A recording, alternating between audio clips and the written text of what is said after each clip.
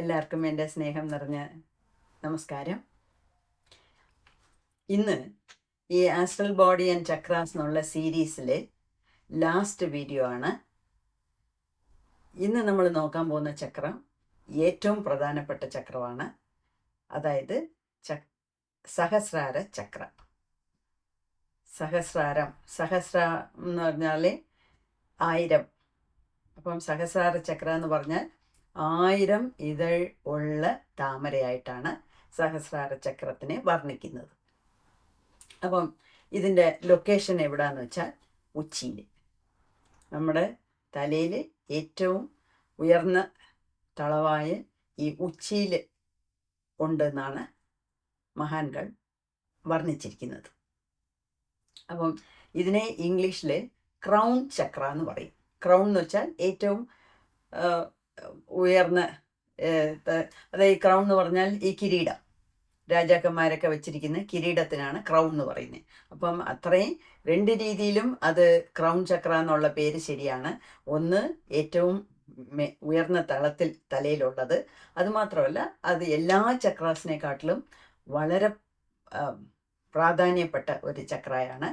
പ്രാധാന്യം എന്ന് പറഞ്ഞാൽ ഞാൻ നേരത്തെ പറഞ്ഞ പോലെ ഒന്ന് ചെറുത്, ഒന്ന് വലുത്, ഒന്ന് നല്ലത്, ഒന്ന് ചീത്ത, അങ്ങനെയൊന്നുമല്ല. നമ്മളുടെ ആത്മീയതയിൽ അങ്ങേയറ്റം നമ്മളെ കൊണ്ടു ചേർക്കാനുള്ള കഴിവുള്ള ചക്രമാണ് ഇത്. അതായത് അതർ വേ റൗണ്ട് പറയാം. അതായത് ഈ സഹസ്രാര ചക്ര ബാലൻസ്ഡ് ആയിട്ടിരുന്നാൽ, ആക്ടിവേറ്റ് ആയാൽ, നമ്മൾ ആത്മീയതയിൽ അങ്ങേയറ്റത്തെ അവസ്ഥയിൽ കൊണ്ടുപോയി നമ്മളെ എത്തിക്കും. അതായത് നമ്മളിപ്പം തേടിക്കൊണ്ടിരിക്കുന്ന മുക്തി നമുക്ക് കിട്ടും. അതാണ് രത്നചുരുക്കത്തിൽ പറയാനുള്ളത്. ഓക്കെ, ഇതിനെക്കുറിച്ച് കുറച്ച് ഡീറ്റെയിൽസ് ആയിട്ട് കാണാം. ഇതിൽ നമുക്ക് ഒരുപാടൊന്നും പറയാനില്ല. എന്തായിരുന്നാലും ഞാൻ പല രീതിയിലും പലരിടത്തുനിന്നും പഠിച്ച് മനസ്സിലാക്കിയ കാര്യങ്ങളാണ് ഞാൻ ഇവിടെ എല്ലാം പോയിന്റ്സ് ആയിട്ട് എഴുതി വെച്ചിട്ടുണ്ട്. എന്താ വെച്ചാൽ ഒരു പോയിന്റും വിട്ടുപോകരുത് എന്നുള്ളതാണ് എൻ്റെ ഉദ്ദേശം. അപ്പം ഒരു 10-13 പോയിന്റ്സ് ഉണ്ട്. അത്രയും പോയിന്റ്സ് നമ്മൾ ഇന്ന് പഠിക്കാം. അപ്പം ഞാൻ നേരത്തെ പറഞ്ഞ പോലെ 1000 പെറ്റൽസ്, ഇതളുകൾ ഉള്ള താമരയായിട്ടാണ് ഈ സഹസ്രാര ചക്രത്തിനെ പറയുന്നത്. ഇതിൻ്റെ കളർ എന്ന് പറയുന്നത് വയലറ്റ് എന്ന് പറഞ്ഞാൽ അത് വയലറ്റ് പൂക്കളിലുള്ള വയലറ്റ് കളറിലുള്ള ഇത്. അതായത് ബ്ലൂവിനെക്കാട്ടിലും ഡാർക്കാണ് ഇൻഡിഗോ. അതാണ് ആജ്ഞാചക്രം. അതിനെക്കാട്ടിലും കുറച്ചും കൂടെ വേറെ രീതിയിലുള്ള കളറാണ് ഈ വയലറ്റ്. അപ്പോൾ വയലറ്റാണ്. പിന്നെ ഇതിനകത്ത് ഈ ചക്രന് പറഞ്ഞിരിക്കുന്ന ഡെയിറ്റീസും എന്തുവാ? ലോർഡ് ശിവ ആൻഡ് ഗോഡസ് പാർവതിയാണ്. ഓക്കെ, ഇപ്പം ഈ ചക്രയിലെ മെയിനായിട്ട് നമുക്ക് ഈ ചക്ര ബാലൻസ്ഡ് ആയിട്ടിരുന്നാൽ, ആക്ടിവേറ്റ് ആയാൽ നമുക്ക് കിട്ടുന്നത് റിയാലിറ്റിയാണ്. റിയാലിറ്റി എന്ന് വെച്ചാൽ ഉള്ളതുപോലെ നമുക്ക് മനസ്സിലാകും. ഇപ്പോഴൊക്കെ നമ്മൾ കണ്ടുകൊണ്ടിരിക്കുന്ന ലോകം, നമ്മൾ കണ്ടുകൊണ്ടിരിക്കുന്ന മറ്റാൾക്കാരുടെ രീതികളെല്ലാം നമ്മളെ സംബന്ധിച്ചതാണ്. നമുക്കൊരു സ്കെയിൽ, ഒരളവ് വെച്ചിട്ടുണ്ടെങ്കിൽ അത് ഞാൻ എങ്ങനെ ഉണ്ട് എന്നുള്ളത് വെച്ചായിരിക്കും ഞാൻ മറ്റവരെ ഇടയിടുന്നത്. ഓക്കെ, അപ്പം അത് ശരിയായിട്ടിരിക്കാം, തെറ്റായിട്ടും ഇരിക്കാം.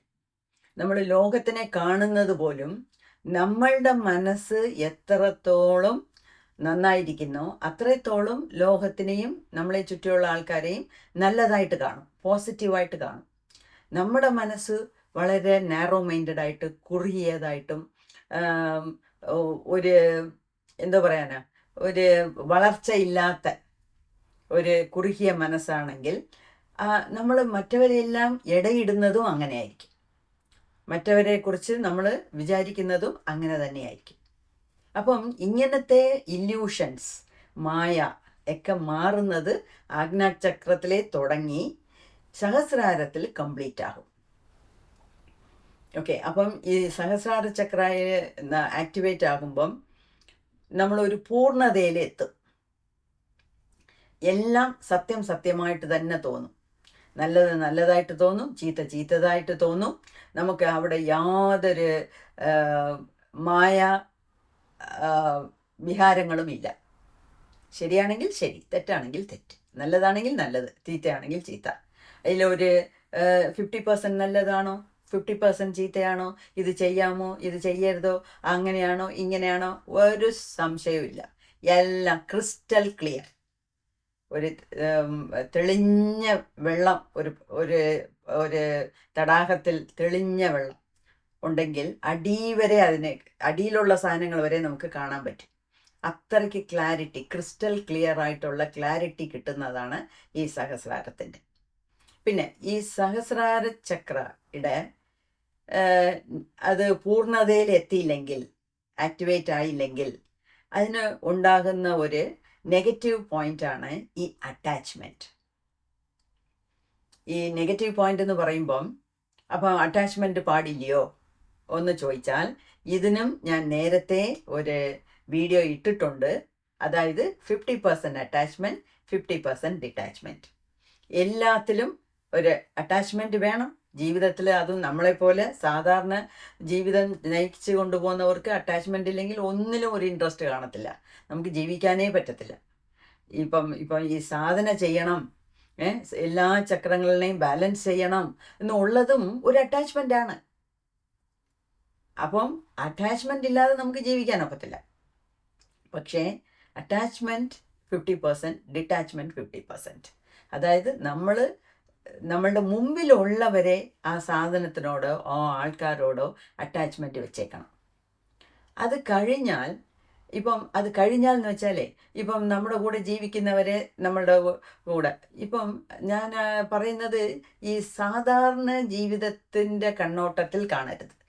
അതായത് ഇപ്പം ഭർത്താവ് ഇന്ന് നമ്മളുടെ കൂടെ ഇരിക്കുന്നു, അതുകൊണ്ട് ഞാൻ ഇന്ന് സന്തോഷമായിരിക്കും. നാളെ അങ്ങേര് ടൂർ പോകുന്നു, ബിസിനസ് ട്രിപ്പിന് ഒരു 10 ദിവസം ഫ്രാൻസിൽ പോകുന്നു, അല്ലെങ്കിൽ ജപ്പാൻ പോകുന്നു.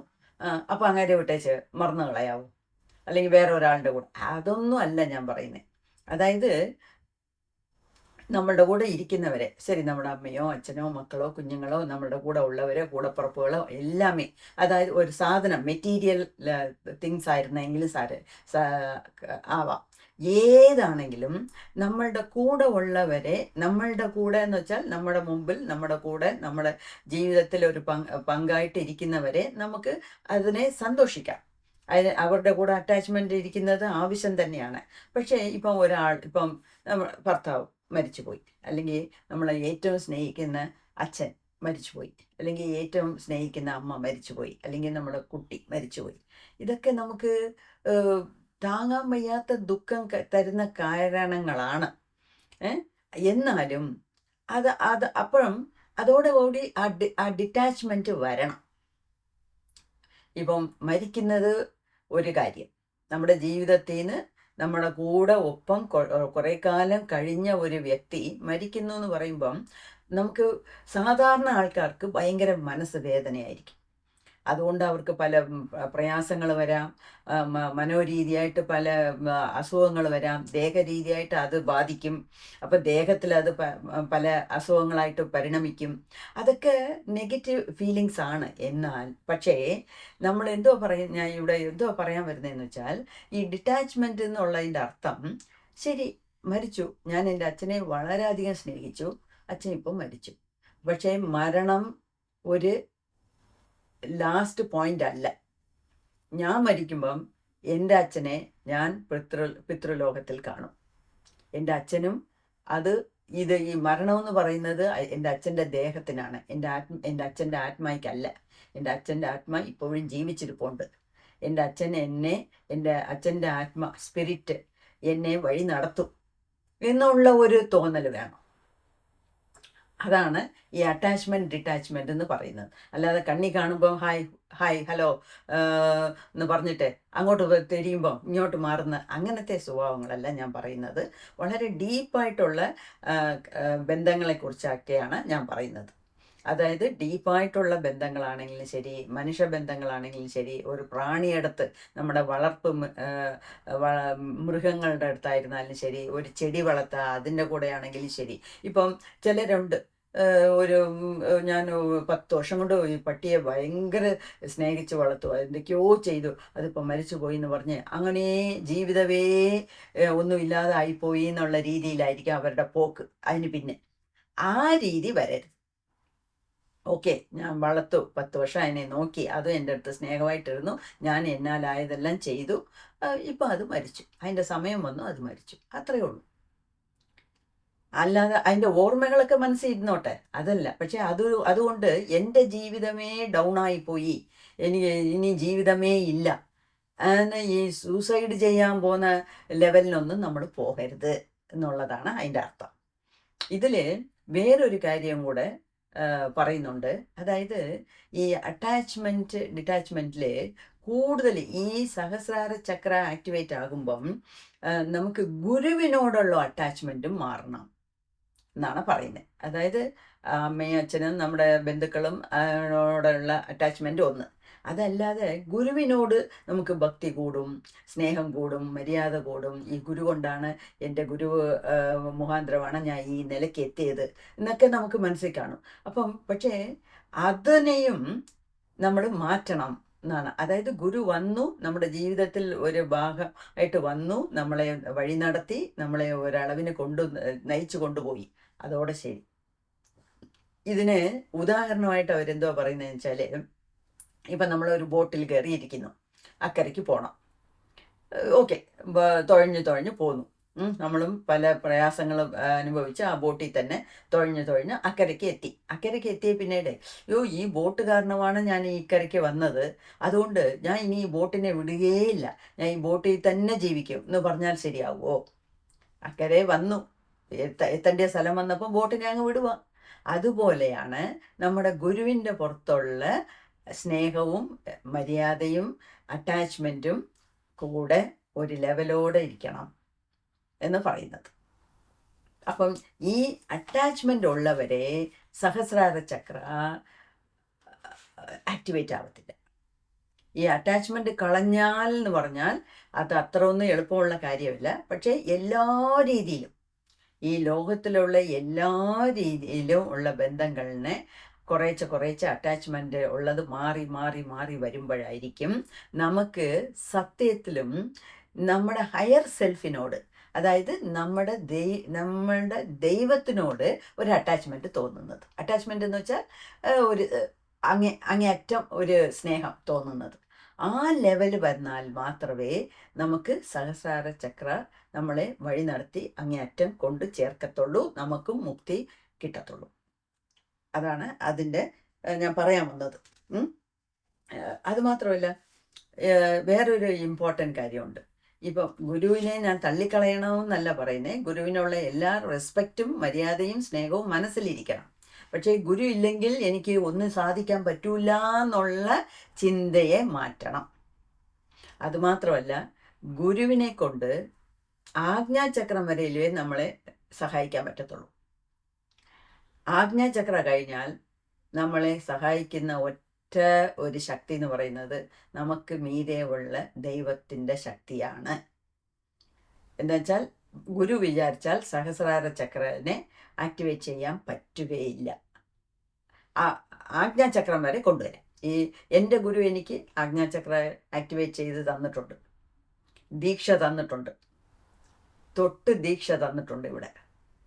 പക്ഷേ അതിന് മീതെ സഹസ്രാര ചക്രത്തിന് ആരും ഒന്നും ചെയ്യാൻ പറ്റില്ല.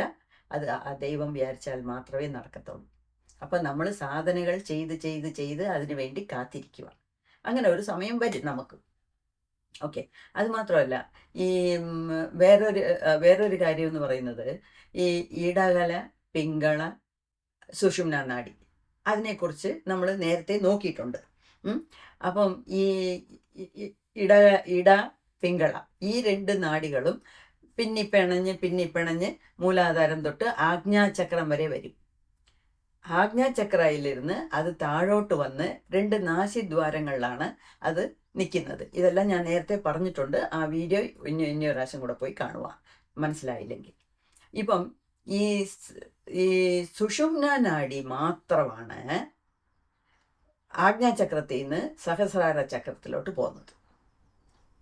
അപ്പം ഇതിനെ ഈ ഭാഗത്തിനെ, അതായത് ഈ ആജ്ഞാചക്രായിലിരുന്ന് സഹസ്രാരം വരെ ഉള്ള ഡിസ്റ്റൻസ്, ഈ പകുതി, അതായത് ഈ പാത്ത് എന്ന് വെച്ചാൽ ഈ വഴി, ഇതിനെ ഓഷോ എന്തുവാണ് പറഞ്ഞിരിക്കുന്നത്? പാത്ത്ലെസ് പാത്ത്. അത് എനിക്ക് വളരെ ഇഷ്ടപ്പെട്ടു. പഠിക്കുമ്പോഴേ, ആ ബുക്ക് വായിക്കുമ്പോഴേ എനിക്ക് വളരെ ഇഷ്ടപ്പെട്ട ഒരു വാക്കാണ് പാത്ത്ലെസ് പാത്ത്. അതെന്തുവാ? അതായത് ഒരു പാത്ത്, ഒരു വഴിയുണ്ട്. പാത്ത് എന്ന് വെച്ചാൽ വഴി, ഒരു വഴിയുണ്ട്, പക്ഷെ അത് വഴിയല്ല എന്ന് വെച്ചാൽ നമ്മൾ ഇപ്പോൾ മൂലാധാരത്തിൽ നിന്ന് സ്വാധിഷ്ഠാനത്തിൽ മണിപൂരകം, അനാഹതം, വിശുദ്ധി, ആജ്ഞ വരെ വരുന്നില്ലയോ? അതുപോലെ ആജ്ഞായ എല്ലാം ശരിയായി, എനിക്ക് ഒരു മായയും ഇല്ല, എൻ്റെ ഇല്യൂഷനെല്ലാം മാറി എന്ന് പറഞ്ഞുകൊണ്ട് ഇതിൽ നിന്ന് നേരെ ഇങ്ങോട്ട് പോകാൻ ഉള്ള ഒരു വഴിയല്ല. അപ്പം ആ വഴി എന്ന് പറയുന്നത് ഒരു തനി വഴി. അതിനെ നമ്മളെക്കൊണ്ട്, ഗുരുവിനെ കൊണ്ട് ആക്ടിവേറ്റ് ചെയ്യാനും പറ്റില്ല. അതുകൊണ്ടാണ് അതിനെ പാത്ത്ലെസ് പാത്ത് എന്ന് പറയുന്നത്. ഇപ്പം ഇതിൽ വേറൊരു കാര്യമുണ്ട്. ഈ ഇട പിങ്കള പറഞ്ഞ സ്ഥിതിക്ക് ഈ സുഷുമ്ന നാഡിയിലെ, ഞാൻ നേരത്തെ പറഞ്ഞ പോലെ സുഷുമ്ന നാഡി മാത്രമാണ് ആജ്ഞാചക്രത്തിൽ നിന്ന് മേളിലോട്ട് പൊങ്ങി ഈ സഹസ്രാര ചക്രം വരെ പോയി നിൽക്കുന്നത്. അപ്പം ഈ സുഷുമ്ന നാഡിയിലെ ഞാൻ അന്ന് വേറെ ഒരു വീഡിയോയിൽ ഈ നാഡികളെ കുറിച്ച് പറയുമ്പം തന്നെ ഫസ്റ്റ് വീഡിയോയിൽ പറഞ്ഞിട്ടുണ്ട്. സുഷുമ്ന നാഡിയിൽ എന്ന് പറയുന്നത് വെറും ഒരു ട്യൂബല്ല, അതിനകത്ത് 3 ട്യൂബുകളുണ്ട്. അതിനകത്ത് ഓക്കെ, അതിന് പേരാണ് ഈ സുഷുമ്ന നാഡി എന്നുള്ള ഒരു ട്യൂബിൻ്റെ തൊട്ടകത്തുള്ളത് വജ്രിണി നാഡി. ഈ വജ്രിണി നാഡിക്ക് അകത്തുള്ള ഒരു ട്യൂബാണ് ചിത്രിണി നാഡി. അതിനും അകത്ത് ഒരു ചെറിയ ട്യൂബുണ്ട്, അതിൻ്റെ പേരാണ് ബ്രഹ്മനാഡി. അപ്പൊ ഈ ബ്രഹ്മനാഡിക്കകത്തൂടെയാണ് നമ്മുടെ ഈ പ്രാണൻ കടന്ന് ഓടുന്നത്. അതുമാത്രമല്ല, മൂലാധാര ചക്രത്തിലാണ് നമ്മളുടെ ശക്തി കുണ്ടലിനി എന്ന് പറയുന്നത് ഒരു എനർജിയാണ്, ഒരു ശക്തിയാണ്. അതൊരു ഇലക്ട്രിസിറ്റി പോലെയാണ്, അതൊരു കറണ്ട് പോലെയാണ്. അപ്പോൾ അത് നമ്മളെപ്പോലെ സാധാരണപ്പെട്ട ആൾക്കാർക്കൊക്കെ അതിങ്ങനെ ഉറങ്ങിക്കിടക്കും. അതിൻ്റെയൊക്കെ വർണ്ണനകൾ എത്രയോ ബുക്കുകളിൽ തന്നിട്ടുണ്ട്. അതായത് ഒരു പാമ്പിൻ്റെ രീതി, ഒരു പാമ്പ് എന്ന് പറയുന്നത് വളരെ തിന്നായിട്ടുള്ള വളരെ ലോലമായിട്ടുള്ള ഒരു പാമ്പിൻ്റെ രീതിയിൽ 3.5 ചുറ്റി അത് ഇങ്ങനെ തലയും താത്ത് കിടന്ന് ഉറങ്ങുന്ന രീതിയിലാണ് നമുക്കൊക്കെ കുണ്ടലിനി ശക്തി ഉള്ളത്. അതായത് കുണ്ടലിനി ശക്തി ഇനിയും ആക്ടിവേറ്റ് ആയിട്ടില്ല. അതേ സമയത്ത് കുണ്ടലിനി ശക്തി നമുക്കെല്ലാവർക്കും ഉണ്ടോ? തീർച്ചയായിട്ടും ഉണ്ട്. എവിടെ നമ്മൾ ശക്തി കാണുന്നോ, എവിടെ നമ്മൾ ഒരു ആക്ഷൻ കാണുന്നോ, അവിടെയൊക്കെ കുണ്ടലിനി ശക്തി ഉണ്ട്. അപ്പം എല്ലാ മനുഷ്യർക്കും എല്ലാ മനുഷ്യർക്കുള്ളിലും ആ മൂലാധാര ചക്രത്തിൽ കുണ്ടലിനി ശക്തി ഈ 3.5 പാമ്പിൻ്റെ രൂപത്തിൽ 3.5 ചുറ്റി ഇങ്ങനെ അതിൻ്റെ വായ് കൊണ്ട് ഇങ്ങനെ കടിച്ചോണ്ട് ഇരിക്കുന്ന പോലെ അങ്ങനെ അത് കിടന്ന് ഉറങ്ങുന്നത്. അതേ സമയത്ത് കുണ്ടലിനി ശക്തി 100% ഉറങ്ങുന്നില്ല. ഇപ്പം നമ്മൾ നടക്കുന്നു, കുളിക്കുന്നു, സംസാരിക്കുന്നു, അതെല്ലാം ഓരോ ചലനവും ആ കുണ്ടലിനി ശക്തിയുടെ വെളിപ്പാടാണ്. അതേ സമയത്ത് ആ യോഗ രീതിയിൽ നമ്മൾ നോക്കുവാണെങ്കിൽ, ആത്മീയത രീതിയിൽ നോക്കുവാണെങ്കിൽ ആ കുണ്ടലിനി ശക്തി അത്രയും ആക്ടിവേറ്റ് ആയിട്ടില്ല, അത് അവേക്കൻ ആയിട്ടില്ല. അവേക്കൻ എന്ന് വെച്ചാൽ ഉണർന്നിട്ടില്ല, ഉറങ്ങുവാണ് എന്നാണ് അതിനെ പറയുന്നത്. പക്ഷേ അപ്പം നമ്മൾ ഒരു സാധകൻ നല്ല രീതിയിൽ പല സാധനങ്ങൾ ചെയ്ത് ഈ ചെയ്തുകൊണ്ടിരുന്നാൽ മതി. നമ്മളായിട്ടൊന്നും അതിനെ തട്ടി ഉണർത്താനൊന്നും ഒക്കത്തില്ല. തട്ടി ഉണർത്തിയാൽ അത് ഉണരുന്ന സാധനവും അല്ല. ആ കുണ്ടലിനി ശക്തിയാണ് നമ്മൾ പാർവതി ദേവി എന്നൊക്കെ പറയുന്നത്. അപ്പം ഈ പാർവതി ദേവിയുടെ ശക്തിയാണ് മൂലാധാരത്തിൽ പാമ്പിൻ്റെ രീതിയിൽ ഉറങ്ങുന്നത്. അപ്പം നമ്മൾ പല സാധനങ്ങൾ ചെയ്യുമ്പം ഈ കുണ്ടലിനി ശക്തി ഉണർന്ന് ഈ സുഷുമ്ന നാഡി വഴി, സുഷുമ്ന നാഡി എന്ന് വെച്ചാൽ അതിനകത്തുള്ള ബ്രഹ്മനാഡി വഴി മേളിക്കേറി ഓരോ ചക്രത്തിനെയും തട്ടി തട്ടി തട്ടി മേളിൽ ആജ്ഞ വന്ന് ആജ്ഞായിന്ന് സഹസ്രാരത്തിൽ വരും. സഹസ്രാരത്തിൽ പറയുന്നത് അവിടെ ശിവൻ ഒറ്റയ്ക്കിരുന്ന് ധ്യാനിച്ചുകൊണ്ടിരിക്കുവാണ്. അതായത് ഈ 1000 ഇതളുകളുള്ള താമരയിൽ നടുക്കിരുന്ന് ശിവൻ ദേവിക്ക് വേണ്ടി കാത്തിരിക്കുവാണ്, ധ്യാനിച്ചുകൊണ്ടിരിക്കുവാണ്. അപ്പം ഈ കുണ്ടലിനി ശക്തി അവേക്കനാകുമ്പം, ഉണരുമ്പം അതിങ്ങനെ ഓരോ ചക്രവായിട്ട് താണ്ടി താണ്ടി താണ്ടി താണ്ടി സഹസ്രാരത്തിൽ പോയി സഹസ്രാരത്തിൽ ശിവനോട് ഐക്യമാകും. അതാണ് നമ്മളുടെ എൻലൈറ്റൻമെൻറ്റ്. അതാണ് നമുക്ക് മുക്തി കിട്ടുന്നത് ആ ഒരു സമയം. ഇപ്പം എനിക്ക് അതൊന്നും എൻ്റെ അനുഭവത്തിൽ ഇല്ലാത്തതുകൊണ്ട് എനിക്ക് ഇതിനു മേളിൽ ഒരുപാടൊന്നും എനിക്ക് വർണ്ണിക്കാൻ അറിഞ്ഞുകൂടാ. പക്ഷേ അതിനെക്കുറിച്ചുള്ള വീഡിയോസ് എല്ലാം ഞാൻ കണ്ടിട്ടുണ്ട്. അതിനെക്കുറിച്ച് ആൾക്കാർ പറഞ്ഞിട്ടുള്ളതും ഞാൻ പലരിടത്തു നിന്നും ചോദിച്ച് മനസ്സിലാക്കിയിട്ടുണ്ട്. ഇപ്പോൾ സദ്ഗുരു തന്നെ ഓപ്പണായിട്ട് പറഞ്ഞിട്ടുണ്ട്. അദ്ദേഹത്തിന് എൻലൈറ്റൻമെൻ്റ് ആയപ്പം ഞാൻ പറഞ്ഞില്ലയോ, നേരത്തെ പറഞ്ഞല്ലോ, മൈസൂരിലെ ചാമുണ്ഡി ഹിൽസിൽ അദ്ദേഹം ഉച്ചയ്ക്ക് ഒരു ദിവസം അവിടെ പോയിരുന്നപ്പം അങ്ങനെ എൻലൈറ്റൻമെൻ്റ് ആയി. അദ്ദേഹത്തിൻ്റെ അത്രയും എനർജിയാണ് വെളി വരുന്നത്. അപ്പം ഈ കുണ്ടലിനി ശക്തി മേളിൽ പോയി ആ സഹസ്രാരത്തിൽ ശിവനോട് ഐക്യമാകുമ്പം ഭയങ്കരമായിട്ട് ശക്തി, എനർജി നമ്മുടെ ദേഹത്തുനിന്ന് വെളി വരും.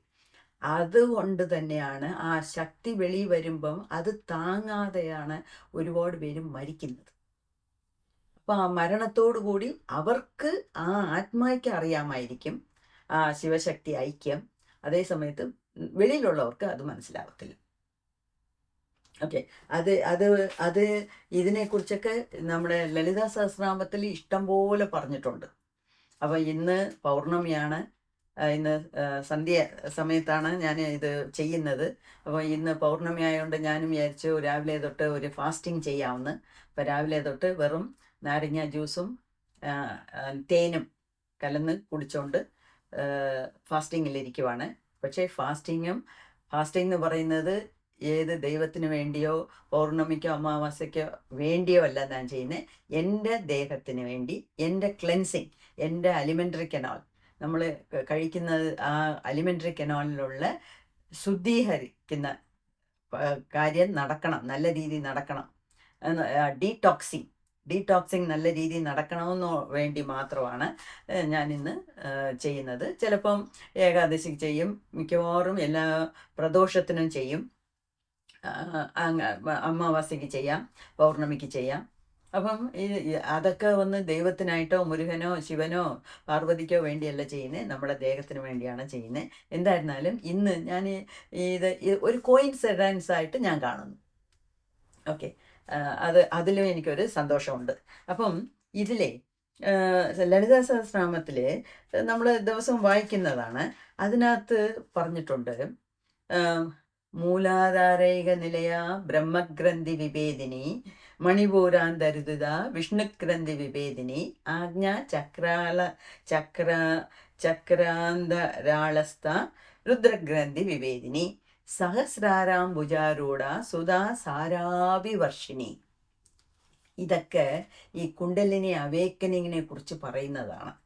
അതായത് 3 നോട്ട്സ്, ഈ കുരുക്ക് ഉണ്ട് ഈ സുഷുമ്നാ നാഡി തന്നെ. അതായത് മൂലാധാരത്തിനും സ്വാധിഷ്ഠാനത്തിലും നടുക്കുള്ള ഒരു ഗ്രന്ഥി എന്ന് വെച്ചാൽ ഒരു കുരുക്ക്, അതിന് ബ്രഹ്മഗ്രന്ഥി എന്ന് പേര്. അതിനെ അപ്പം മൂലാധാരത്തിൽ നിന്ന് സുഷുമ്ന നാഡി വഴി ഇങ്ങനെ കുണ്ടലിനി ഇങ്ങനെ കയറി വരുമ്പം ഫസ്റ്റ് ഉടയ്ക്കുന്നത് വിഭേദിനി എന്ന് വെച്ചാൽ അതിനെ ഉടച്ചെറിയുന്നു. ആ ബ്രഹ്മഗ്രന്ഥിയെ ഉടച്ചുകൊണ്ട് മേളി വരും. പിന്നെ മണിപൂരാന്തരുത വിഷ്ണുഗ്രന്ഥി വിഭേദിനി, മണിപൂരകത്തിൻ്റെ അടുത്തുള്ളതാണ് വിഷ്ണുഗ്രന്ഥി, അത് ഇനിയൊരു നോട്ട്, അതിനെ ഉടച്ചുകൊണ്ട് മേളി വരും. ആജ്ഞാചക്രാന്തരാളസ്ഥ രുദ്രഗ്രന്ഥി വിഭേദിനി, ആജ്ഞാചക്രത്തിൻ്റെ അടുത്തുള്ളതാണ് രുദ്രഗ്രന്ഥി. ആ ഗ്രന്ഥിയും അടിച്ചു പൊട്ടിച്ചുകൊണ്ടാണ് മേളിൽ സഹസ്രാരത്തോട് പോകുന്നത്. സഹസ്രാരാംബുജാരൂഢ സുധാ സാരാഭിവർഷിണി. അപ്പം സഹസ്രാരത്തിൽ പോയി ശിവനോട് ഐക്യമാകുമ്പം നമ്മളുടെ പീനിയൽ ഗ്ലാൻഡിൽ നിന്ന് ഒരു ദ്രവം ചുരക്കും, അതാണ് അമൃതം. അപ്പം ആ അമൃതം നമുക്കും ഇവിടെ ഉൾനാക്കിന്ന് ഇങ്ങനെ ചൊട്ടുന്നത് അറിയാം. അപ്പം ആ അമൃതത്തിനെ കുടിച്ചോ സന്തോഷിച്ചിരിക്കുവാണ് ദേവി. അങ്ങനെയാണ് വർണ്ണിക്കുന്നത്. സഹസ്രാരാം ഭുജാരൂഢ, 1000 ഇതളുകളുള്ള ആ സഹസ്രാര ചക്രത്തിൽ വന്ന് ശിവനോട് ഐക്യമാകുമ്പം ആ അപ്പം ഉണ്ടാകുന്ന ആ അമൃതത്തിനെ കുടിച്ച് മത്ത് പിടിച്ച് അവിടെ ലയിച്ചിരിക്കുവാണ് ദേവി എന്നാണ് പറയുന്നത്. അപ്പം ഇതൊക്കെ നമുക്കും അനുഭവത്തിൽ വരണം. അപ്പം അതിന് നമ്മൾ ശരിക്കും കുറച്ച് പാടുപെടണം. പക്ഷേ ഇത് എനിക്ക് കിട്ടുമോ നിനക്ക് കിട്ടുമോ, അല്ലെങ്കിൽ ഞാൻ പഠിച്ചിട്ടില്ല, അല്ലെങ്കിൽ ഞാൻ വലിയ ആളല്ല, ഇതൊന്നുമില്ല. മനുഷ്യനായിട്ട് ജനിച്ച് ഓരോരുത്തർക്കും ഇത് അനുഭവത്തിൽ വരും. പക്ഷെ അത് എപ്പോഴാ ഏത് ജന്മത്തിലാന്നുള്ളത് നമുക്ക് അറിഞ്ഞുകൊടുക്കാം. സോ അറിഞ്ഞില്ലെങ്കിലും സാരമില്ല, ഇത്രയൊക്കെ നമുക്ക് അറിഞ്ഞല്ലോ, നമ്മൾ അതിനു വേണ്ടി പാടുപെടാം. ഞാൻ പറഞ്ഞിട്ടില്ലേ, മരിക്കുമ്പം നമ്മൾ എത്രത്തോളം ഈ ആത്മീയതയിൽ ശ്രമിച്ചു എന്നുള്ളതായിരിക്കും അവിടുത്തെ ചോദ്യം. അല്ലാതെ നീ ഫസ്റ്റ് മാർക്ക് എടുത്തോ, 10 വർഷം ചെയ്തോ, 2 വർഷം ചെയ്തോ, അങ്ങനൊന്നുമല്ല. നമ്മൾ ഏത് രീതിയിൽ ഈ ജീവിതത്തിനെ നയിച്ചു കൊണ്ടുപോയി, എത്ര ദൂരം സാധനകൾ നമ്മൾ ചെയ്തു, എത്ര തോളം നല്ല ഒരു വ്യക്തിയായിട്ട് ജീവിച്ചു എന്നുള്ളതൊക്കെയാണ് അവിടെ കണക്കെടുക്കാൻ പോകുന്നത്. അതുകൊണ്ട് നമ്മളൊന്നും വിചാരിച്ച് പ്രയാസപ്പെടേണ്ട കാര്യമില്ല. നമ്മൾ ഇപ്പോഴേ തുഴയാൻ തുടങ്ങി, തുഴഞ്ഞ് പോകുക, സാധനങ്ങളൊക്കെ ചെയ്യുക. നമുക്കും ഒരു ദിവസം ഇത് കിട്ടും. മനുഷ്യനായിട്ട് ജനിച്ച എല്ലാവർക്കും ഇത് അർഹതപ്പെട്ടതാണ്. അപ്പം നമുക്കും കിട്ടും എന്നുള്ള ഒരു വിശ്വാസത്തിൻ്റെ പേരിൽ നമ്മൾ മുന്നോട്ട് പോകുക. ഓക്കെ, അപ്പം ഇതൊക്കെയാണ് കാര്യങ്ങൾ. പിന്നെ വേറെയും ചില പോയിന്റ്സ് ഞാൻ നോട്ട് ചെയ്ത് വെച്ചിട്ടുണ്ട്. അതായത് ഈ സഹസ്രാരത്തിൻ്റെ മേളിൽ, ഇതും ഞാൻ നേരത്തെ പറഞ്ഞിട്ടുണ്ട്, ഒരു ട്യൂബ് പോലെ നമ്മൾ വിചാരിക്കാം. അതിൻ്റെ പേരാണ് ബ്രഹ്മരന്ധ്രം. ഈ ബ്രഹ്മരന്ധ്രം എന്ന് വെച്ചാൽ ഈ ഉച്ചിയിൽ നിന്ന് മേളിലോട്ട് ഒരു ബ്രഹ്മരന്ധ്രം, ഒരു ട്യൂബ് പോലെ കാണും. ഈ രന്ധ്ര എന്ന് പറഞ്ഞാൽ ഒന്നി ഒരു പാസേജ്, ഒരു വഴി, അല്ലെങ്കിൽ ഒരു ഹോള്. ഈ രന്ധ്ര എന്ന് പറയുന്ന വാക്കിൻ്റെ അർത്ഥം ബ്രഹ്മരന്ധ്ര. അപ്പം ഇത് വളരെ നമുക്ക് നല്ലതായിട്ട് കാണാൻ പറ്റുന്നത് ഒരു ജനിച്ച കുഞ്ഞിനാണ്. നമ്മൾ എല്ലാവർക്കും അതിൻ്റെ എക്സ്പീരിയൻസ് ഉണ്ട്. പ്രസവിക്കാത്തവർക്ക് പോലും ഒരു ജനിച്ച കുഞ്ഞിനെ കയ്യിലെടുക്കുമ്പം അത് കാണാൻ പറ്റും. അതായത് ആ കുഞ്ഞിൻ്റെ ഉച്ചി ഇങ്ങനെ തുടിച്ചുകൊണ്ടിരിക്കും. ഉച്ചിയിൽ ശ്വസിക്കുന്നത് അത് കാണാം. ആ ശ്വാസം വരുന്നതും പോകുന്നതും മൂക്കിൽ കൂടെ ശ്വസിച്ചാലും ഇവിടുത്തെ ആ തുടിക്കുന്ന രീതി നമുക്ക് കാണാൻ പറ്റും. 1 വയസ്സ് വരെ നമ്മൾ ഇവിടെങ്ങും തൊടത്തില്ല. കുളിപ്പിക്കുമ്പോഴും വളരെ സൂക്ഷിച്ച് ചെയ്യും. എന്ന് വെച്ചാൽ ആ സ്കള്ള്, അതായത് ആ എലുമ്പൊന്നും സ്ട്രോങ് ആയിട്ടായിട്ടില്ല. അപ്പം ആ തുടിപ്പുള്ള സ്ഥലമാണ് സഹസ്രാര ചക്ര എന്ന് പറയുന്നത്. അപ്പം ഇതിൻ്റെ പ്രാധാന്യം എന്തുവാന്ന് വെച്ചാൽ, ഇപ്പോൾ ഒരു സ്പേമും ഒരു എഗ്ഗും കൂടെ ചേർന്ന് ഒരു കരുവ ഉണ്ടാവുന്നു. ആ കരുവ് ഇങ്ങനെ വളർന്ന് വരുന്നു. അപ്പം ഏത് സമയത്താ ഈ ജീവൻ, അതായത് ഈ ആത്മ അകത്ത് കയറുന്നേ എന്നുള്ളത്, ചിലർ 40 ദിവസത്തിൽ കയറും എന്ന് പറയുന്നു, ചിലർ 45 ദിവസത്തിൽ കയറും എന്ന് പറയുന്നു, ചിലർ 7 മാസത്തിൽ കയറും എന്ന് പറയുന്നു. അതും സോൾ പ്ലാനിങ് ആണെന്ന് പറയുന്നു. നമുക്കറിയാൻ വയ്യാത്ത കാര്യത്തിൽ ഒരുപാടൊന്നും നമ്മൾ ഗവേഷണം നടത്തണ്ട. ഏതോ ഒരു സമയത്ത് നമുക്ക് നമ്മുടെ ജീവൻ അങ്ങനെ അകത്ത് കയറിയതാണ് നമ്മൾ ഇന്ന് ജീവിച്ചിരിക്കുന്നത്. ഓക്കെ, അപ്പം ആ ജീവൻ, ആ ആത്മാവ് ആ കരു വളർന്നുകൊണ്ടിരിക്കുമ്പോൾ, അതിന് പേര് ഫീറ്റസ്, ഒരു ചെറിയ കരുവായിട്ട് ആ ഫീറ്റസിനകത്ത് കയറുന്നത് ഈ ബ്രഹ്മേന്ദ്രം വഴിയാണ്. ഈ ബ്രഹ്മേന്ദ്രം വഴി, ഈ സോഫ്റ്റ് സ്പോട്ട് വഴി, സഹസ്രാരം വഴിയാണ് ആ ജീവൻ എംബ്രയോയ്ക്കകത്ത്, ഫീറ്റസിനകത്ത് കയറുന്നത്. ഇത് കുറേ നാളത്തേക്ക് ഇതിങ്ങനെ തുടിച്ചുകൊണ്ടിരിക്കും. പിന്നെ ഈ നല്ല കഴിച്ച് അതിൻ്റെ കാൽഷ്യമൊക്കെ ഉണ്ടാകുമ്പോൾ അതിൻ്റെ ബോൺ കട്ടിയായി അത് അടയും. അപ്പം അതിൽ എന്തോ പറയുന്നത് വെച്ചാൽ, ഈ എംബ്രിയോ എന്ന് വെച്ചാൽ ഈ കരുമുട്ട വളർന്ന് 2 മാസം 3 മാസം 4 മാസത്തെ വളർച്ചയൊക്കെ നമുക്കറിയാമല്ലോ, പടങ്ങളൊക്കെ കണ്ടിട്ടുണ്ടല്ലോ. അപ്പോൾ അത് ജനിച്ച് പിന്നീട് പോലും അത് സോഫ്റ്റായിട്ടല്ലേ ഇരിക്കുന്നത്. അത് എന്തിനാന്ന് വെച്ചാൽ, അത് ജീവനകത്ത് കയറിയിട്ട് അത് നോക്കും പോലും. ഈ ഈ ഗർഭപാത്രത്തിൽ എനിക്കിരിക്കാൻ പറ്റുമോ, ഈ ഈ ദേഹം എനിക്ക് മതിയോ, ഇത് ശരിയാണോ എന്നൊക്കെ ആലോചിക്കുമ്പോൾ ശരിയല്ലെങ്കിൽ അതേ വഴി കൂടെ അത് വെളിയിൽ വരും. അങ്ങനെയൊക്കെ വെളിയിൽ വിട്ടരിച്ച് പോകുമ്പോഴായിരിക്കും ഈ അബോർഷനൊക്കെ നടക്കുന്നത്. ജീവനില്ലാതെ പോകുമ്പോൾ അത് വെളിയിൽ വരും. അതാണ് അബോർഷൻ എന്നൊക്കെ പറയുന്നത്. ഓക്കെ, അതൊന്ന്. രണ്ടാമത്, നമുക്ക് അത് ജനിക്കുന്നതിന് മുമ്പേ ഉള്ള കഥ. നമ്മളെ പോലെ ജനിച്ച് ജീവിക്കുന്നവർ നമ്മൾ മരിക്കുന്നു, ഒരു ദിവസം മരിക്കും. മരിക്കുമ്പം ഈ ജീവൻ പല, നമ്മുടെ ദേഹത്ത് തന്നെ 9 ഓട്ടകളുണ്ട് ഇല്ലയോ? ആ ദ്വാരം ഓട്ടം എന്ന് വെച്ചാൽ ദ്വാരം. ഈ ദ്വാരം വഴിയായിട്ട് ഏത് ദ്വാരത്തിൽ കൂടെ വേണമെങ്കിലും പോകാം. അപ്പം ഈ മലദ്വാരത്തിൽ നിന്ന് പോകുന്നത് അതൊക്കെ അത്ര നല്ല ഒരു മരണമല്ല. നല്ല ഒരു മരണമല്ല എന്ന് വെച്ചാൽ ദുർമരണം എന്നല്ല അതിൻ്റെ അർത്ഥം. അതായത് അതിൽ കൂടെ പോകുന്നവർക്ക് അടുത്ത ജന്മം വലിയ ഒരു മഹാനായിട്ടൊന്നും ജനിക്കാനുള്ള സാധ്യത ഇല്ല. അപ്പം ആ സോൾ ഇന്ന് അതുവരെ വളർന്നിട്ടില്ല എന്നുള്ള അർത്ഥം. ചിലർ പറയും കണ്ണി കൂടെ പോകുന്നു, ചിലർക്ക് പറയും മൂക്കിൽ കൂടെ. അതായത് ഈ ഏത് ദ്വാരത്തിൽ കൂടെ വേണമെങ്കിലും, ചിലർക്ക് വായിൽ കൂടെ പോകും. ചിലർ പറഞ്ഞിട്ടുണ്ട് ഈ അണ്ടർ ആംസ് കക്ഷത്തിൽ കൂടെ പോകും. എന്ന് വെച്ചാൽ ഞങ്ങളുടെ അമ്മച്ചിയുടെ അമ്മ മരിക്കുമ്പോൾ അടുത്തിരുന്നു, ഇങ്ങനെ മരിക്കുന്ന സമയത്ത് ഇങ്ങനെ കൈ പൊക്കി, ജീവൻ അതിൽ കൂടെ പോയേ എന്നൊക്കെ അവർ സംസാരിച്ചുകൊണ്ടിരുന്നു. അപ്പോഴൊന്നും നമുക്ക് അറിഞ്ഞുകൂടാ, എന്നാലും അത് കേട്ടിട്ടുണ്ട്. എന്തായിരുന്നാലും ഈ ദേഹത്തിലുള്ള 9 ദ്വാരത്തിൽ ഏതോ ഒരു ദ്വാരം വഴിയായിട്ടാണ് അത് വെളി വരുന്നത്, ഏത് ജീവൻ എസ്കേപ്പ് ആവുന്നത്.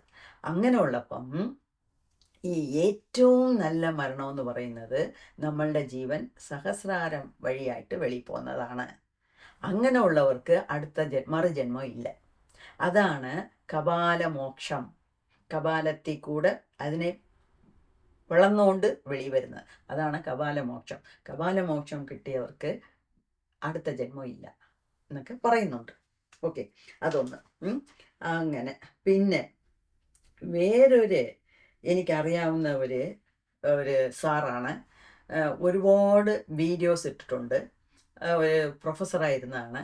ഇപ്പോൾ അദ്ദേഹം എല്ലാത്തിനെയും കളഞ്ഞിട്ട് അദ്ദേഹം PhD വരെ ചെയ്തതാണ്.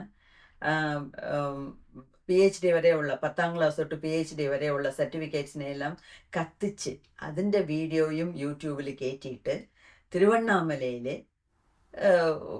ഒരു കോണകം കൊടുത്തോണ്ട് ആണ്ടിയായിട്ട് ഒരു സന്യാസി, ആണ്ടി എന്ന് പറഞ്ഞാൽ ഒരു സന്യാസിയായിട്ട് അവിടെ ഇരിപ്പുണ്ട്.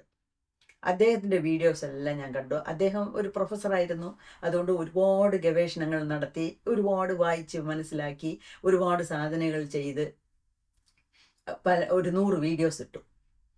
കൊച്ചു പിള്ളേർക്ക് വേണ്ടിയ വീഡിയോ, കൊച്ചു പിള്ളേർക്ക് വെച്ചാൽ പൊടിക്കുഞ്ഞുങ്ങൾക്കല്ല, യങ്സ്റ്റേഴ്സിന് വേണ്ടി കുറേ വീഡിയോസും, വയസ്സായവർക്ക് മുതിർന്നവർക്ക് കുറച്ച് വീഡിയോസൊക്കെ ഇട്ടേച്ച് പോയി. നാഗരാജൻ എന്നാണ് അദ്ദേഹത്തിൻ്റെ പേര്. അദ്ദേഹത്തിൻ്റെ 100 വീഡിയോസും ഞാൻ കണ്ടിട്ടുണ്ട്. അദ്ദേഹത്തിനെ തിരുവണ്ണാമല ഞാൻ പോയപ്പോൾ അദ്ദേഹത്തിനെ അവിടെ പോയി കണ്ടു. ഇപ്പം ഒന്നും മിണ്ടാറില്ല, എനിക്കെല്ലാം കയ്യിൽ ഭസ്മം എടുത്ത് തന്നു. അപ്പം എനിക്ക് ഭയങ്കര ഒരു സന്തോഷമായിരുന്നു. അദ്ദേഹത്തിനെ തേടി തന്നെ ഞങ്ങൾ തിരുവണ്ണാമലയിൽ പോയപ്പം അദ്ദേഹത്തിനെയും ഞാൻ തേടി. ഞാനും എൻ്റെ ഫ്രണ്ട്സും കൂടെയൊക്കെയാണ് പോയത്. അപ്പം ഞങ്ങൾ ഓട്ടോയിൽ പോയി അദ്ദേഹത്തിനെ തേടി കണ്ടുപിടിച്ച് ഒന്നും മിണ്ടിയില്ല. ഞാൻ വീഡിയോ കണ്ടിട്ടൊന്നും നിങ്ങളെ അറിയാവുന്ന ഒന്നും പറയാൻ പോയില്ല. ഞങ്ങൾ ഇങ്ങനെ തൊഴുതു. അദ്ദേഹം നമ്മളെ തൊഴുതിട്ട് ശിവനടിയാറായിട്ട് ഭസ്മമൊക്കെ പൂശി അവിടെ ഇരിപ്പുണ്ട്. നമുക്കും കുറച്ച് ഭസ്മം തന്നു. അദ്ദേഹത്തിൻ്റെ വീഡിയോയിൽ പറഞ്ഞതാണ്, അദ്ദേഹത്തിന് ശകലം ഈ സഹസ്രാരമൊക്കെ ആക്ടിവേറ്റ് ആയിട്ടുണ്ട്. അത് ശരിയാണോ എന്ന് അറിയാൻ വേണ്ടി അദ്ദേഹം ഹിമാലയത്തിൽ പോയി അവിടെ ഉള്ള ഈ ഋഷികളെയും ഈ മഹാന്കളെയെല്ലാം കണ്ട് ചോദിച്ച് മനസ്സിലാക്കിയിട്ടുണ്ട്. അപ്പോൾ അദ്ദേഹത്തിന് 1% ആക്ടിവേറ്റ് ആയി എന്നാണ് പറയുന്നത്. അത്രയും ആക്ടിവേറ്റ് ആയിട്ടുണ്ട്, അത്രയേ ആക്ടിവേറ്റ് ആയിട്ടുള്ളൂ എന്നാണ് പറഞ്ഞത്. അതിൽ അദ്ദേഹം 5 കാര്യങ്ങൾ പറയുന്നുണ്ട്. ഈ സഹസ്രാരം എന്ന് പറയുന്നത്, ഈ 1000 ഇതൾ എന്ന് പറയുന്നതൊക്കെ ഈ 72,000 നാഡികളില്ലേ, ഈ 72,000 നാഡികളും പല നമ്മുടെ ദേഹം മുഴുക്കെ വ്യാപിച്ചിരിക്കുന്നല്ലോ, അതെല്ലാം കൂടെ ഒന്നിച്ച് വന്ന് ചേരുന്നതായിരിക്കും ഈ 1000 ഇതൾ എന്ന് പറയുന്നത്. അതൊരു കാര്യം. അപ്പം അദ്ദേഹം ഈ ഏരിയയിൽ തന്നെ 5 സ്ഥലങ്ങൾ പറയുന്നുണ്ട്. അപ്പോൾ അദ്ദേഹം നല്ലപോലെ പഠിച്ച് മനസ്സിലാക്കിയ കൊണ്ടായിരിക്കും പറഞ്ഞത്. അതേ തന്നെയാണ് ഞാനിവിടെ അദ്ദേഹം പറഞ്ഞതിനെയാണ് ഞാൻ തിരിച്ച് പറയുന്നത്. അത് ഇവിടെ ഉച്ചിയുടെ ശകലം മുൻവശത്തുള്ള സ്ഥലമാണ് മനാസ്. മനസ്സോ മനസ് അങ്ങനെയാണ് അദ്ദേഹം പറഞ്ഞത്, മനസ്സ്. അടുത്തത് അതിൻ്റെ പുറയിലുള്ളതാണ് ഈ ബിന്ദു വിസർഗ. ബിന്ദു വിസർഗ, ഈ ബിന്ദു വിസർഗ എന്ന് പറയുന്നത് കുറച്ച് പുറയിലാണ്. അതായത് ഈ ബ്രാഹ്മിൺസൊക്കെ ഈ പൂജയൊക്കെ ചെയ്യുന്ന മേൽശാന്തിമാര് ബ്രാഹ്മിൺസൊക്കെ തല മുഴുക്ക മുട്ടയടിച്ചാലും ഇവിടെ കുറച്ച് വെച്ചേക്കും മുടി, അതിനൊരു ചെറിയ ഒരു നോട്ടിട്ട് വെച്ചേക്കും. ആ സ്ഥലമാണ് ഈ ബിന്ദു വിസർഗ എന്ന് പറയുന്നത്. അതിനും ഈ മനസ്സിൻ്റെ പുറയില് ഇനിയൊരു സ്ഥലം കൂടെ ഉണ്ട്. അതാണ് മഹാനാദ. മഹാനാദ, നാദം എന്ന് വെച്ചാൽ ശബ്ദം അല്ലേ, മഹാനാദ എന്നൊരു സ്ഥലമുണ്ട്. അത് അല്ലാതെ നിർവാണ എന്ന് വേറൊരു സ്ഥലമുണ്ട്. ഇതെല്ലാം ഈ ഉച്ചിയെ ചുറ്റിയുള്ള സ്ഥലമാണ്. മനസ്സ്, ബിന്ദു വിസർഗ, മഹാനാദ, പിന്നെ നിർവാണ. പിന്നെ ഇനിയൊരിത് ഈ നമ്മുടെ തലയ്ക്ക് ശകലം മേളിലുള്ളതാണ് ഗുരു. ഗുരു എന്ന് പറയുന്ന ഒരു സ്ഥലം. അതിനും മേളിലുള്ളതാണ് സഹസ്രാര ചക്രം എന്നാണ് പറയുന്നത്. ഓക്കെ, അപ്പം അദ്ദേഹം നല്ല രീതിയിൽ മനസ്സിലാക്കിയതുകൊണ്ടായിരിക്കും വീഡിയോ ഇട്ടത്. അത് തന്നെ ഞാനും തിരിച്ച് നിങ്ങൾക്ക് പറയുന്നു. പിന്നെ വേറൊരു കാര്യം, ഇതിലെ നമ്മളെ ഈ ഇത്രയും ചക്രാസിനെ കുറിച്ച് നോക്കിയല്ലോ. ഈ ചക്രാസിൻ്റെ കാര്യത്തിൽ ഓരോ ചക്രായിലും ദേവി കുടികൊണ്ടിരിക്കുന്നു എന്നുള്ളത് നമുക്ക് ലളിതാ സഹസ്രനാമം വായിച്ചാൽ മനസ്സിലാകും. അതിൽ എങ്ങനെയാ പറഞ്ഞിട്ടുള്ളത്? വേണ്ട, വിശുദ്ധി ചക്ര നിലയ ആരക്തവർണ ത്രിലോചന. പിന്നെ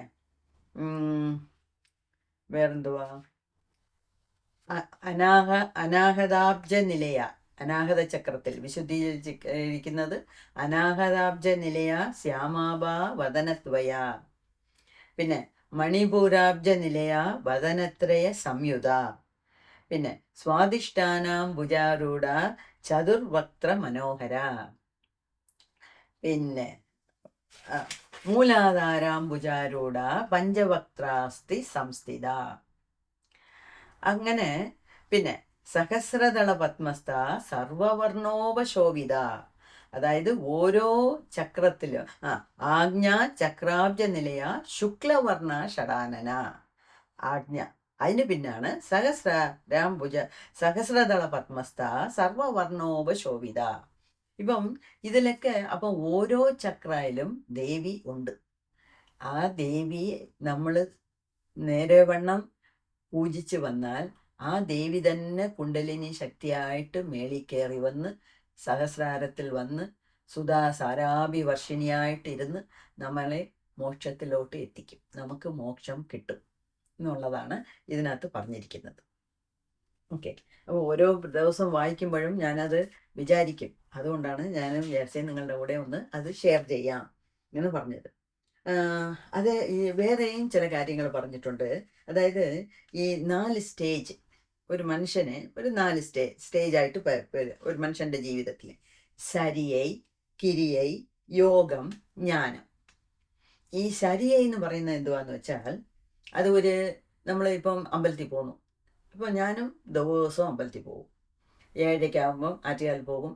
അവിടെ അഭിഷേകമുണ്ട്. 7:30 തൊട്ട് 8-10 വരെ അഭിഷേകമുണ്ട്. അതും കണ്ടിട്ട് വരും. അല്ല, ഭജന ചെയ്യുന്നത്, അമ്പലത്തിൽ പോകുന്നത്, അമ്പലത്തിൽ ഭജനയിലേക്ക് പാടുന്നത്, അമ്പലത്തിന് വേണ്ടിയ സഹായങ്ങൾ, അന്നദാനം ചെയ്യുന്നത്, അവിടെ ഉള്ള സഹായങ്ങളൊക്കെ ചെയ്യുന്നത്, കാശ് കൊണ്ടിടുന്നത്, അങ്ങനെയൊക്കെ. അപ്പം അത് ശരിയായി. ആ സ്റ്റേജിന് പേരാണ് ശരിയായി. പക്ഷേ ഈ നാഗരാജ് പറയുന്നത് എന്താണെന്ന് വെച്ചാൽ ഈ ശരിയായി എന്നുള്ള സ്റ്റേജ് LKGക്ക് സമാനം. അതായത് LKG എന്ന് വെച്ചാൽ എന്തുവാ, ഒരു തുടക്കം.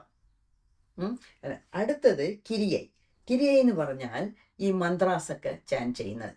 ഇത് നമ്മൾ റൂമിനകത്ത് കതവ് അടച്ചിട്ട് അകത്തിരുന്ന് 1,00,000 പ്രാവശ്യം ഉരുവിടുന്നു എന്നൊക്കെ പറഞ്ഞില്ലേ. ഓം ആവും ഗായത്രി മന്ത്ര പറയുന്നത്, അങ്ങനെയൊക്കെ ഈ ചക്രാസിൻ്റെ മന്ത്രാസ് എല്ലാം പറയുന്നത്. അത് അടുത്ത സ്റ്റേജ്. അതിൻ്റെ അടുത്തതാണ് ഒരു യോഗിയുടെ ലൈഫ്. ഒരു യോഗിയായിട്ട് ജീവിക്കുക. യോഗിയെ അല്ലെങ്കിൽ യോഗിനിയായിട്ട്, യോഗി എന്ന് വെച്ചാൽ ആണ്, യോഗിനി എന്ന് വെച്ചാൽ പെണ്ണുങ്ങൾക്ക് പറയുന്നതാണ് യോഗിനികൾ. അപ്പം ഈ യോഗ രീതിയിൽ ജീവിക്കുന്നതാണ് യോഗമാർഗം. അതിനടുത്തതാണ് ജ്ഞാനം. ജ്ഞാനം എന്ന് പറയുമ്പോഴാണ് ജ്ഞാനം എന്ന് പറയുമ്പോൾ എന്തുവാണോ, അവരവർക്ക് കിട്ടിയ അറിവിനെ മറ്റവർക്കൊക്കെ ബോധിക്കുന്ന ഒരു സ്റ്റേജ്. അപ്പം ഈ സ്റ്റേജുകളെല്ലാം നമ്മൾ കടന്ന് വരുമ്പോഴാണ് ഓരോ ചക്രാസും നന്നായി വന്ന് ഒടുക്കം സഹസ്രാരവും നന്നാവുന്നത് എന്നാണ് പറയുന്നത്.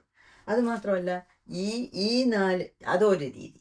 ഈ വേറൊരു രീതി എന്ന് പറയുന്നത് ഒരു മനുഷ്യൻ്റെ ജീവിതത്തിനെ 4ആയിട്ട് പിരിച്ചിട്ടുണ്ട്. ഇത് എല്ലാവർക്കും അറിയാം.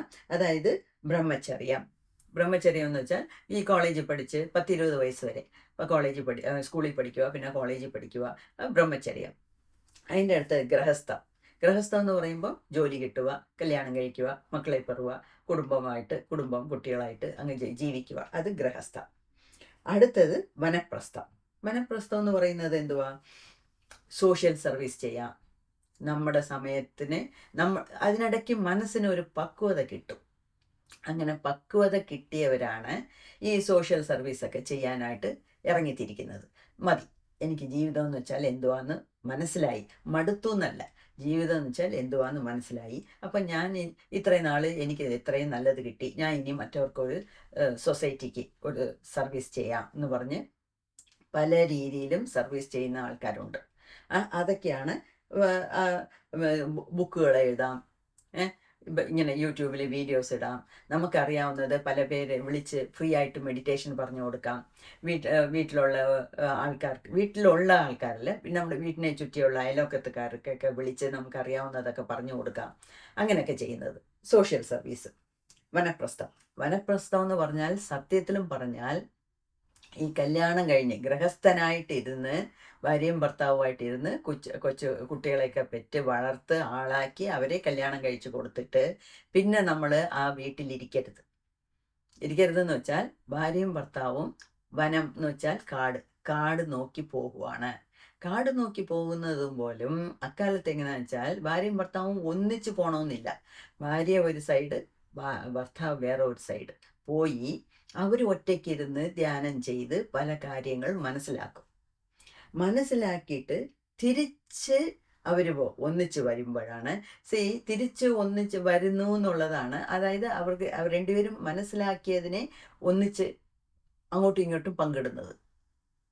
അതിനെയൊക്കെയാണ് ഈ 60-ാം കല്യാണം 80-ാം കല്യാണം എന്നൊക്കെ പറയുന്നത്. അപ്പം ഇപ്പോഴൊക്കെ അതൊക്കെ ഒരു റിച്വലായിട്ട് മാറി. എന്നാലും അതിനെല്ലാം അക്കാലത്ത് പറഞ്ഞിട്ടുള്ളതിനെല്ലാം അർത്ഥമുണ്ട്. അതൊന്ന്. പിന്നെ സന്യാസം എന്ന് പറഞ്ഞാൽ പിന്നെ അവർ തിരിച്ച് വരത്തേയില്ല, അങ്ങനെ സന്യാസികളായിട്ട് അങ്ങ് മാറും. അതാണ് സന്യാസം. ഈ സന്യാസ ജീവിതത്തിലാണ് ഈ സോഷ്യൽ സർവീസും അതും ഇതുമൊക്കെ ചെയ്ത് അതെല്ലാം മറ്റവർക്ക് വേണ്ടി ചെയ്യുന്നത്. പിന്നെ അവനവന് വേണ്ടി ഒറ്റയ്ക്കിരുന്ന് ധ്യാനിച്ച് പ്രപഞ്ചത്തിനോട് ഒന്നു ചേരുന്നത്. അതാണ് സന്യാസ ജീവിതത്തിലോടുകൂടി മുക്തി നേടുന്ന ഒരു വഴി. അപ്പം ഇങ്ങനെയൊക്കെ പലതും പല രീതികളിൽ പറഞ്ഞിട്ടുണ്ട്. അപ്പം ഈ സഹസ്രാര ചക്ര നമുക്ക് ആക്ടിവേറ്റ് ആകുന്നു എന്നുണ്ടെങ്കിൽ, ബാലൻസ്ഡ് ആയിട്ടിരിക്കുന്നു എന്ന് പറയുമ്പം ഇതിലെന്തോ നേരത്തെ ഞാൻ പറഞ്ഞ പോലെ അറ്റാച്ച്മെൻ്റ് എല്ലാം പോയി ഡിറ്റാച്ച്ഡ് ആയിട്ടിരിക്കുമ്പം നമ്മൾ സ്വാഭാവികമായിട്ട് നമ്മുടെ ഈ ജീവാത്മാ പരമാത്മാവിൻ്റെ കൂടെ അറ്റാച്ച്ഡ് ആകും. അതാണ് ലാസ്റ്റ് സ്റ്റേജ്. അതാണ് മുക്തി, എൻലൈറ്റൻമെൻറ്റ്, സാൽവേഷൻ എന്നൊക്കെ പറയുന്നത്. ആ അറ്റാച്ച്മെൻ്റ് ആകുമ്പം, അങ്ങനെ അറ്റാച്ച്മെൻ്റ് ആകണമെങ്കിൽ എന്ത് വേണമെന്ന് വെച്ചാൽ ടോട്ടൽ സറണ്ടർ, ശരണാഗതി. ടോട്ടൽ സറണ്ടർ എന്ന് വെച്ചാൽ കംപ്ലീറ്റ് ആയിട്ട് ദൈവത്തിനോട് അങ്ങ് ലയിക്കുക. അപ്പോൾ നമുക്ക് വന്ന ജീവിതം ഏത് രീതിയിൽ വന്നാലും, നമുക്ക് എന്ത് കഷ്ടം നഷ്ടം വന്നാലും, ഈ ഭൂലോകത്ത് തന്നെയാണ് നമ്മൾ ജീവിക്കുന്നത്, എന്നാലും നമുക്കതിനെ ഒന്നും നമ്മൾ ബാധിക്കത്തില്ല എന്നുള്ള ലെവൽ വരണം.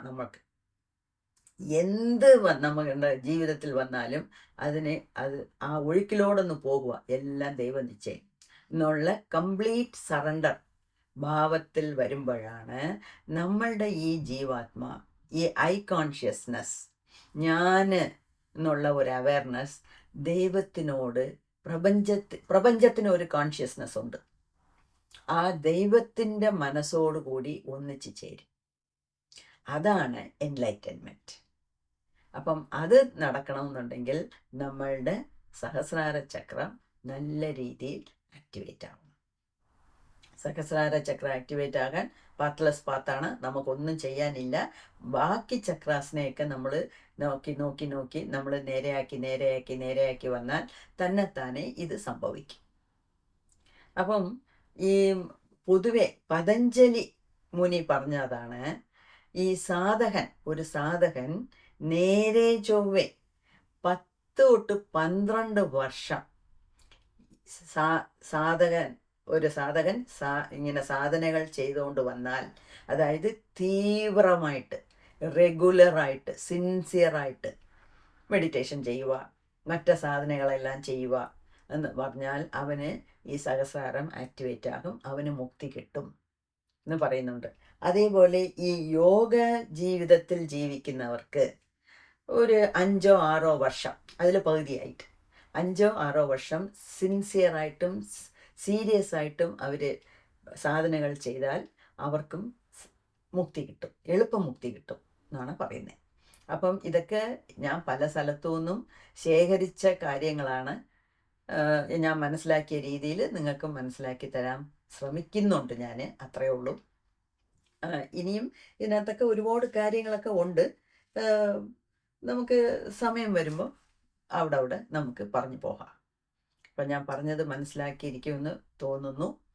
അപ്പം ഇതിലെല്ലാം നമുക്ക് വേണ്ടിയത് എന്തുവാണോ, ഞാൻ എവിടെയാണ് എന്ന് ഓരോരുത്തരും സ്വയം ചിന്തിക്കുക. ഞാൻ ഏത് ലെവലിലാണ്? LKG ആണോ, പ്രൈമറി കഴിഞ്ഞോ, സെക്കൻഡറി കഴിഞ്ഞോ, കോളേജിൽ കയറിയോ, PhD വാങ്ങിയോ, എല്ലാം ഓരോ നമ്മളുടെ ലെവൽ ഏതാണെന്ന് നോക്കുക. കൂടുതൽ സാധന മാർഗത്തിലോട്ട് പോകണം. മെഡിറ്റേഷൻ ചെയ്യുക, എല്ലാം ഒന്ന് ബാലൻസ്ഡ് ആയിട്ട് കൊണ്ടുപോകണം. ഈ സഹസ്രാര ചക്രം ആക്ടിവേറ്റ് ആയവർക്ക് അവർ നമ്മളുടെ കൂട്ട് നോർമലായിട്ട് തന്നെ ഇരിക്കുന്നത്, പക്ഷെ അവർക്കെല്ലാം ക്ലാരിറ്റി 100% ക്ലാരിറ്റി ഉള്ളതുകൊണ്ട് അവർക്ക് ഈസി ആയിട്ട് ബാലൻസ് ചെയ്യാൻ പറ്റും. അപ്പം നമുക്കും ഒരു ദിവസം സഹസ്രാര ചക്രം ആക്ടിവേറ്റ് ആവട്ടെ, മുക്തി കിട്ടട്ടെ. നമ്മുടെ കൈലാഷ് ചാനലിൻ്റെ ഉദ്ദേശം തന്നെ അതാണ്. അപ്പം ഈ വീഡിയോ കാണുന്ന എല്ലാവർക്കും ദൈവം എത്ര വേഗം ഒക്കുമോ അത്രയും വേഗം നല്ല മനസ്സും നല്ല സ്വഭാവവും നല്ല സൽമനസ്സും തന്ന് ആ സാധനയൊക്കെ ചെയ്യാനുള്ള ശക്തിയും ഹെൽത്തും എല്ലാം തന്ന് നമ്മളെ അനുഗ്രഹിക്കട്ടെ. എല്ലാവരും നന്നായി വരട്ടെ. നന്ദി, നമസ്കാരം.